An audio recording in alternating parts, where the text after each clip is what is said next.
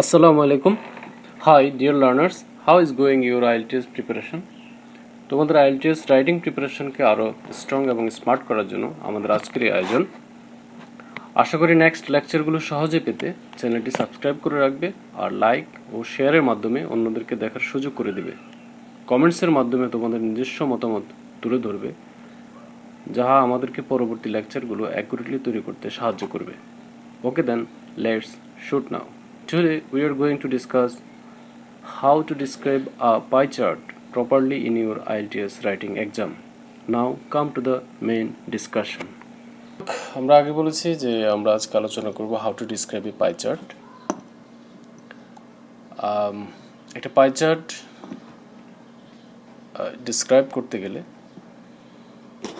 কিছু স্পেসিফিক এবং স্পেশাল ভোকাবুলারির প্রয়োজন হয়। সেই ভোকাবুলারি বা ওয়ার্ডগুলো সম্পর্কে ক্লিয়ার একটা ধারণা তোমাদেরকে রাখতে হবে অর্থসহ, তাহলে সেই ওয়ার্ডগুলো যথাযথ স্থানে ব্যবহার করতে সুবিধা হবে। এরকম কিছু ওয়ার্ড আমরা এখানে দিয়েছি, যেমন half, a third, a fifth, two third, a sixth, a quarter, three quarter, exactly, precisely, around, approximately, nearly, close to, regularly, slightly above, just over, slightly below, just under. এগুলো এই ভোকাবুলারিগুলো প্রয়োজন হবে, কারণ হলো পাই চার্ট বর্ণনা করতে গিয়ে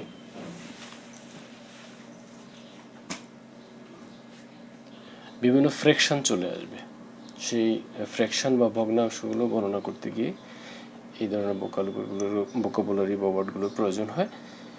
তো এই ওয়ার্ডগুলো ব্যবহার করতে গেলে এগুলোর আবার যথাযথ ব্যবহারের একটা বিষয় আছে। সেখানে ভুল হলে কিন্তু মার্কস কাটা যাবে। আর অল্প 150 ওয়ার্ডের একটা পাই চার্ট ডিসক্রাইব করতে গিয়ে যদি গ্রামেটিক্যাল অনেকগুলো ভুল হয়ে যায়, তাহলে সেখানে মার্কস হারানোর সম্ভাবনা থাকে। সেজন্য গ্রামেটিক্যালস এই ওয়ার্ডগুলোর জন্য যে গ্রামেটিক্যাল রুলসগুলো আছে স্পেসিফিক, সেগুলো আমরা পরবর্তী স্লাইডগুলোতে ধারাবাহিকভাবে আলোচনা করব। এবং এই আলোচনার শেষে গ্রামেটিক্যাল রুলসগুলো আলোচনার শেষে, অর্থাৎ পাই চার্ট ডিসক্রাইব করতে গিয়ে যে গ্রামেটিক্যাল রুলসগুলো লাগে শুধু সেগুলো আলোচনার শেষে আমরা একটা সম্পূর্ণ পাই চার্ট আমরা বর্ণনা করে দেখাবো এবং সেখানে ট্রিক্স অ্যান্ড টিপসগুলো দেখাবো, যাতে করে সুন্দরভাবে একটা পাই চার্টকে বর্ণনা করা যায় এবং সেখানে as much as possible marks অর্জন করা যায়। যাই হোক, এই ওয়ার্ডগুলোর একটু মিনিং কিছুটা দুই চারটা আমি আলোচনা করে দিচ্ছি। যেমন হাফ বলতে অর্ধেক বুঝে, এবং এটা হলো যে পাই চার্টের অর্ধেককে বুঝাবে। এ থার্ড, এক তৃতীয়াংশ। আ ফিফথ, এক পঞ্চমাংশ। টু থার্ড, দুই তৃতীয়াংশ। A sixth, a quarter, three quarter. Exactly এটা কোনো ফ্র্যাকশনকে বোঝায় না। এক্স্যাক্টলি কথাটার মানে হলো যথাযথভাবে, প্রিসাইসলি। এগুলো কোনো ফ্র্যাকশনকে বোঝায় না।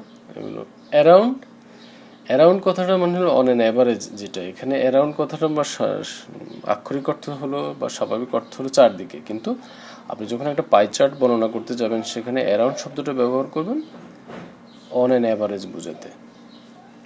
অ্যাপ্রক্সিমেটলি, নিয়ারলি, ক্লোজ টু, এগুলোর মিনিং একেবারে কাছাকাছি। স্লাইটলি অ্যাবাভ হলো কিছুটা একটু উপরে বোঝাতে। আর জাস্ট ওভার একই রকম মিনিং, একটু উপরে। স্লাইটলি বিলো কিছুটা নিচে। জাস্ট আন্ডার একটু নিচে।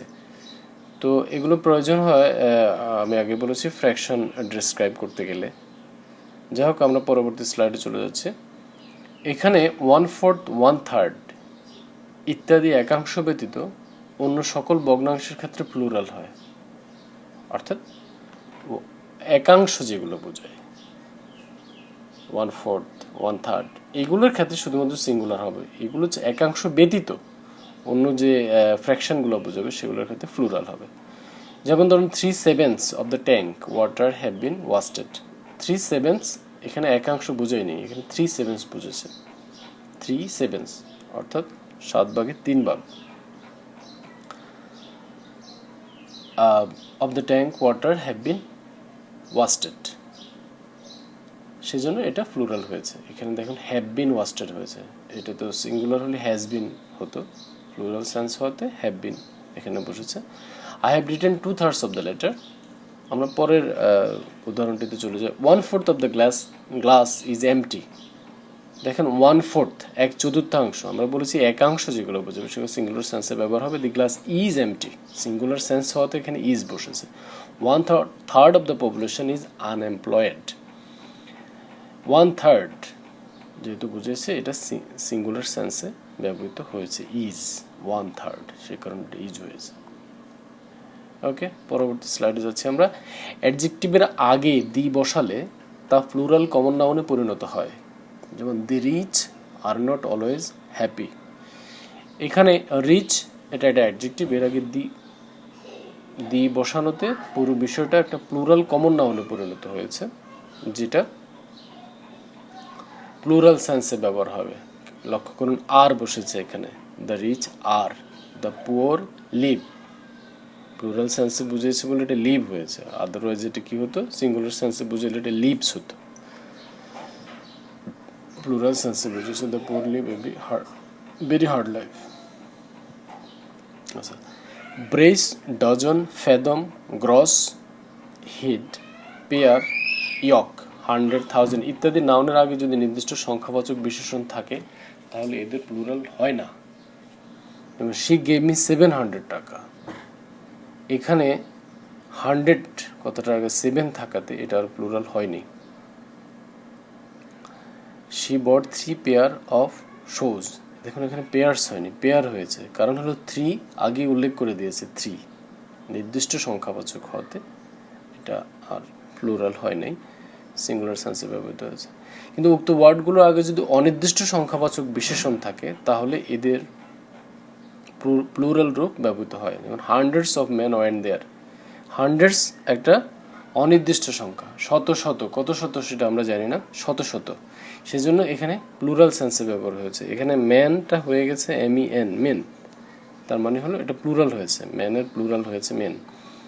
She bought some pairs of shoes, দেখুন এখানে পেয়ার্স অফ শুজ হয়েছে কারণ এর আগে সাম আছে, সাম থাকে তো কতগুলো আমরা জানি না, অনির্দিষ্ট সংখ্যাবাচক, সেই কারণে এটা প্লুরাল হয়েছে।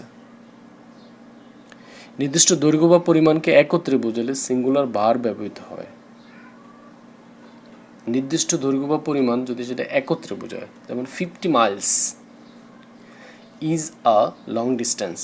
দেখুন 50 মাইলস দেখে মনে হয় প্লুরাল, কিন্তু এখানে বিষয়টা হলো যে একটা নির্দিষ্ট দৈর্ঘ্যকে একত্রে বুঝিয়েছে, 50 মাইলসকে একত্রে বুঝিয়েছে, সেজন্য এটা সিঙ্গুলার সেন্সে ব্যবহার হয়েছে। 50 miles is a long distance.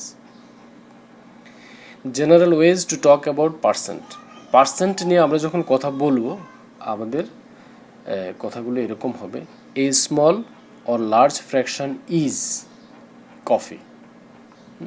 A small, যেহেতু আমরা আগে বলেছি একটা ছোট অংশ, একটা ছোট অংশ এ স্মল, অথবা এ লার্জ একটা বড় অংশ যদি হয়, একটা বোঝানোতে সেটা সিঙ্গুলার সেন্সে ব্যবহার ইজ হবে। একইভাবে a small or a large percentage is water, a small or a large number is fruit, the lowest percentage is sugar. The আমরা যে জিনিসটা নিয়ে আসলে আলোচনার কথা প্রথমেই বলেছি সেটাইতে আমরা চলে আসলাম সব শেষ পর্যায়ে, যে একটা পাই চার্ট। একটা পাই চার্ট সাধারণত একটা পাই চার্ট গোলাকৃতির হয়ে থাকে এবং এটার মধ্যে বিভিন্ন ফ্র্যাকশনকে বিভিন্ন কালার দেওয়া থাকে। যেমন এখানে distribution of living expenses for a typical USA citizen, একজন ইউএসএ সিটিজেনের যে লিভিং এক্সপেন্স সেটার একটি ডিস্ট্রিবিউশন এখানে এই পাই চার্টটাতে দেখানো হয়েছে। তো আমরা দেখি কি দেখানো হয়েছে। হাউস রেন্ট রিটার্নে যে কালারটা নির্দেশ করে সেটা হলো এই কালার, হাউস রেন্ট এখানে 50% বলেছে।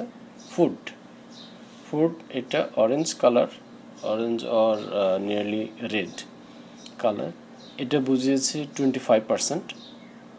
আর ট্রান্সপোর্ট যেটা ব্লু কালার, সরি ব্লু না, এটা গ্রিন কালার, এটা ট্রান্সপোর্ট বুঝেছে 15%। আর ব্লু কালার যেটা সেটা বুঝিয়েছে সেটা হলো ফান হলো 10%। তাহলে আমরা দেখলাম একটা পাই চার্টের গঠনটা কেমন হয় এবং সেখান থেকে পার্সেন্টেজগুলো কিভাবে বের করা যায়। তো আমরা এখন এই পাই চার্টটি বর্ণনা করব। দেখি আমরা পরবর্তী স্লাইডে যাচ্ছি। এখন পাই চার্টে যে ইনফরমেশনগুলো আছে সেগুলো আগে আমরা বলে দিব। আমরা যা দেখেছি পাই চার্টে সেটা বলেই আমরা প্রথম দিকে শুরু করতে পারি। যেমন the pie chart illustrates the distribution of living expenses for a typical USA citizen. এটা তো হেডিং বা headline. Broken down into 4 categories: house rent, food, transport and fun. According to the chart, half, 50% of their living expenses go towards paying rent or mortgage for accommodation. A quarter, 25% of their expenses are allocated to purchasing food and groceries.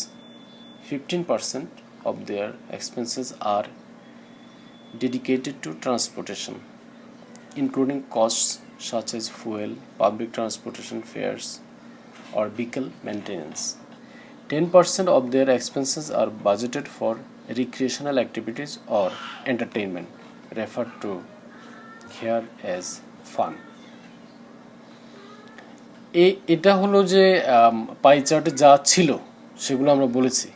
এখন পাই চার্টে যা বলেছি সেটা তো শেষ। তাহলে আমার তো 150 ওয়ার্ডস হয় নাই, 150 ওয়ার্ডে তো আমি লিখতে পারি না। তাহলে আমি এখন কি করব? এখন আমি যে কাজটা করব সেটা হলো এই যে ডেটাগুলো, যে লিভিং এক্সপেন্স কত পার্সেন্ট, তারপরে ফুড পারচেজিংয়ের জন্য, ফ্রুটস পারচেজিং আর গ্রোসারিজের জন্য কত পার্সেন্ট, এই যে 4টা ডাটা এখানে 1 2 3 4টা ডাটা আমরা ধরে নিই যে এখানে এই 4টা ডাটাকে